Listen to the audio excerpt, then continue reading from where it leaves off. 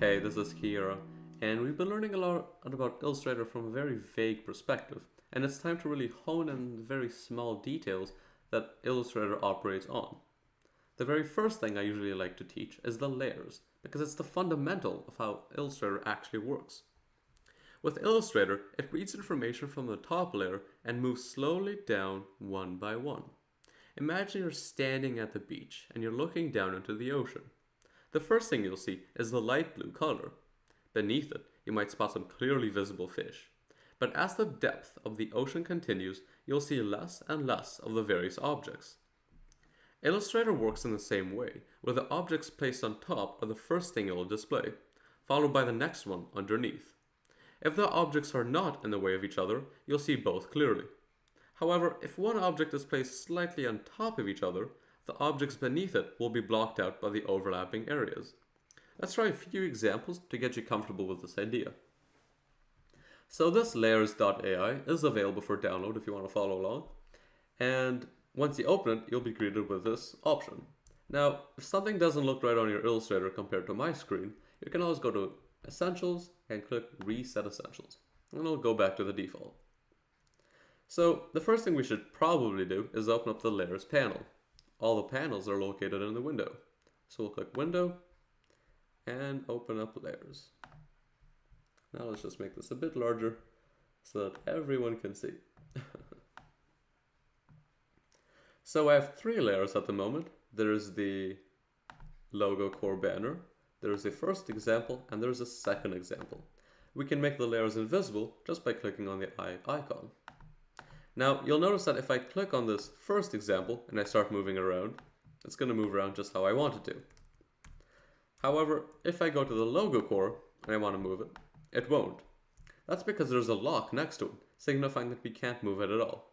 And this is very helpful if you have a lot of layers and you want some to stay in their place forever.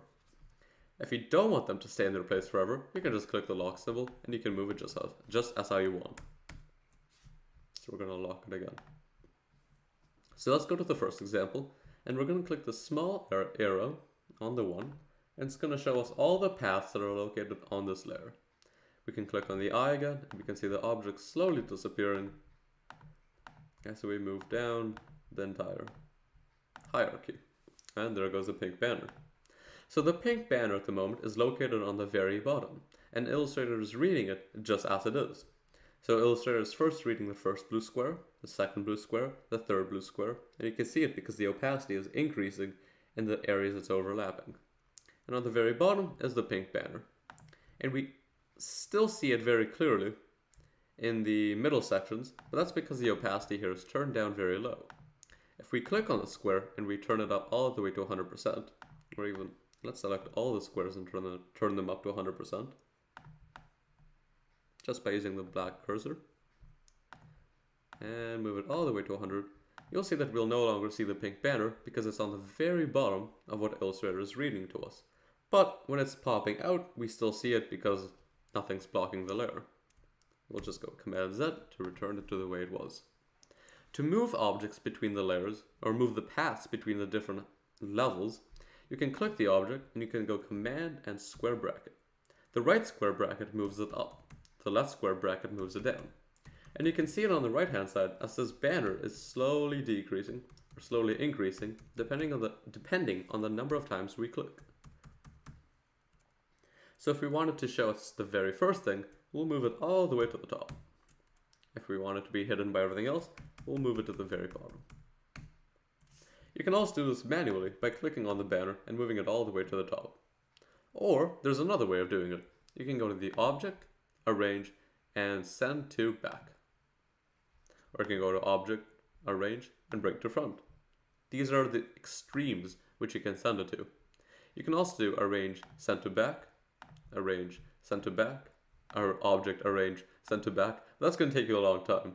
That's why I really recommend just getting a hold of the shortcuts, which is again Command and square brackets. All the shortcuts will be listed beneath the video as well.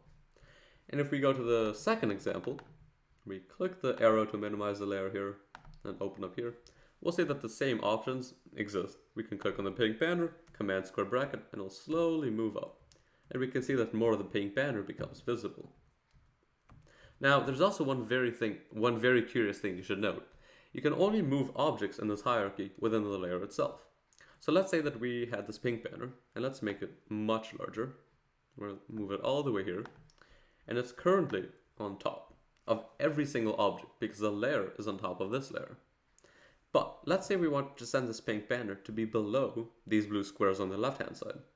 If we go to Object, Arrange, Send to Back, we'll see that it won't be beneath these blue squares, but will be beneath these ones. This is because you can only send objects to the very back in the very same layer they are located in. If you'll want to move this pink banner below these blue squares, you'll have to move the layer itself down below the first layer, called 1. This is why when you're creating logos, I sincerely recommend that you create 2 layers. One for the background, like we have done for the logo core, and another layer for all of your paths to be stored in. That way, if you want to move something that you thought looked good, but didn't anymore, all the way to the back or all the way to the front, you can with a few clicks. That way you won't have to take the 1, drag it to the 2, and then take the pink banner again and press a few more keys just to get it to the very top. It will be a time saver, and you'll stay much more organized. And then we can select everything and delete it if we want. And the layers will stay exactly as they are, just that they won't have any paths or anything in them at all.